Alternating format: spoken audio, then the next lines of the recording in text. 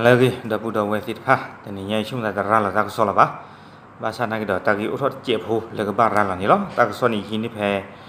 our current history tak so ni loh rala dah liberal putki rala dah liberal putki ni kuih dah di tuki ye tak so tamenya tapak lah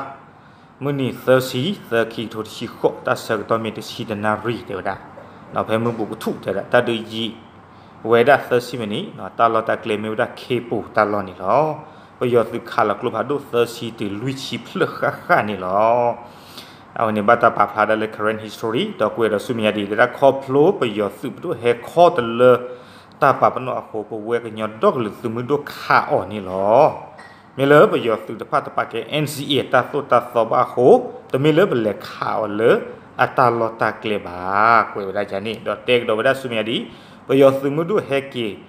เฮมารีอาทออัศกเลดอเฮมารีทออากบอยู่ปลอลลีแล้วเลมือปลอคอปาดอฮีนี่อาทอตลอดเลเกลอเพมือลอเลเกลอเพมือลอดอเฮนอตเลอสุลิเลกตีเกลอโวดอกอนี่เดนอกูทออสุลิอเซเลเคปูตะคอปานี่ลอกวยดอสุมียดีสาทอเลลาทอเซซอตือเคอีกำเลบาเคโอคุสุเวดาคีโทเบลค่าลีนี่ลอตากะซอ current history เอาไว้ในเมสุกิเยตาหุตาเกติพะเนาะนี่ดอกวยดาโคตอละเนาะตาเมญญาแต่เวดาตาปะพละอะคอมยอนนี่ตาเลบปาสิญานี่สุกิเยตกะปานี่เนาะตาตะมึตาคือทอดิบาตากอตาเคอุทอดิตาดุตายาอุทอดิเลตาเนี่ยโคเซตาดอนี่เนาะตาเลบปาสิญานี่ตาดุตายาเมตะปะตุดิบานี่ปดอปูดอเวที่ปากบ้าจิมหาพลอดีดาตานี่หรอเสือต้องใครบริสุทธิ์ยาบ้าเนาะเลยตาลอตาเกลเลยปูเวปดอปูเวที่ปาจิวดาเสือต้องคันนี้เมมุโคจัวเมตากัวประเทศบ้าบ้าสนากีเมเลยตาลอบ้าต่อนี้มุโคจูเวดาสิก่อนนี่หรอเนาะดอยกเวสิก่อนเลยอยู่กลอดเจียบโพยกเวทอโคดากีเนาะเลยอยู่กลอดนี้ยกเวใหญ่เข้าจากแนวหน้ากองพลที่5วันที่31เดือน3ปี2018เวลา 11 นาฬิกาเกิดการปะทะกันนานร่วม30นาทีสถานที่เกิดเหตุคือเคปูทหารพม่ายิงปืนใหญ่เข้ามาประมาณ 30-40 ลูกนะครับอันนี้เป็นข่าวที่ผมแปลมาจาก current history แล้วก็ได้เขียนต่อไปว่าเหตุเพราะทหารพม่าได้ล้ำเขตแดนที่วางเอาไว้ทางเราก็ได้ยิงตอบโต้เพราะทหารพม่าไม่ได้ทำตามกฎ NCAหรือละเมิดกฎ NCA และเราไม่ได้ไปยิงเขาในสถานที่ของเขาแต่เรายิงเขาในสถานที่ของเราเนื่องจากว่าพม่าได้ล้ำเขตเข้ามาในเขตแดนที่เราอยู่ที่เราอาศัยอยู่ในเขตทหารของเราในเขตการดูแลของเราดังนั้นเราก็จึงมีสิทธิชอบธรรมที่เราจะยิงตอบโต้พวกเขาได้ทุกเมื่อนะครับ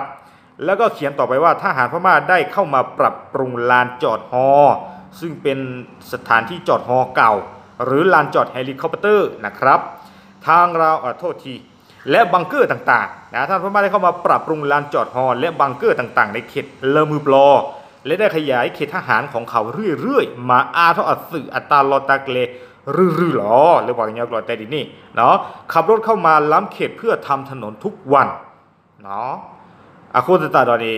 เนาะเอาไว้ให้นอนนึกอมอตกาแต่ว่าได้เลตาลอเลบาตาปาปนอกอันนี้ก็มือนิเดตีทอกเล็กก็มือนิเดนี่หรอตั้งแต่เกิดเหตุจนถึงตอนนี้ชาวบ้านต้องทิ้งบ้านเรือนและหนีไปในที่ปลอดภัยแล้วกว่า 2,000 คนเข้าจาก current history เนาะเอาไว้นี่ตาเลือบบ้านสิญญาเนี่ยปกว่ากันลึกที่ภาพบ้านจิมีหาพอดีอากาศคิกโทกกันเนี่ยเนาะ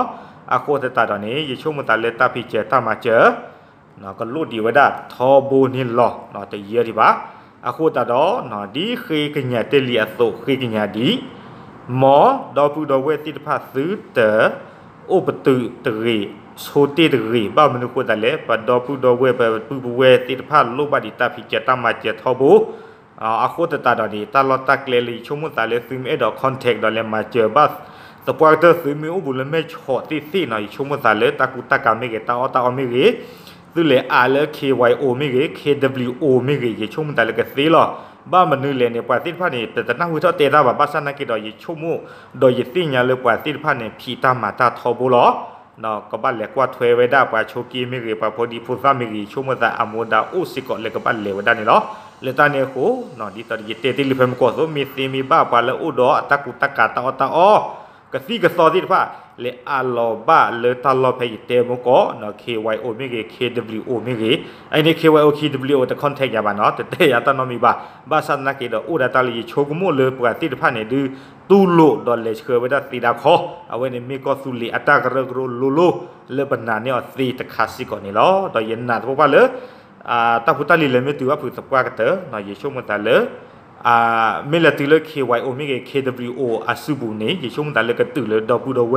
เลิกว่าบ้าก็บ้าแค่ไปจี้ไปย้อนที่พระอักลาสับว่ากันเตอนี่เนาะเอาไว้ในมิตรก็สอบเพื่อก็ผู้เลี้ยงทายไงเนาะตาบลิตาพูดดูบ้าเนาะ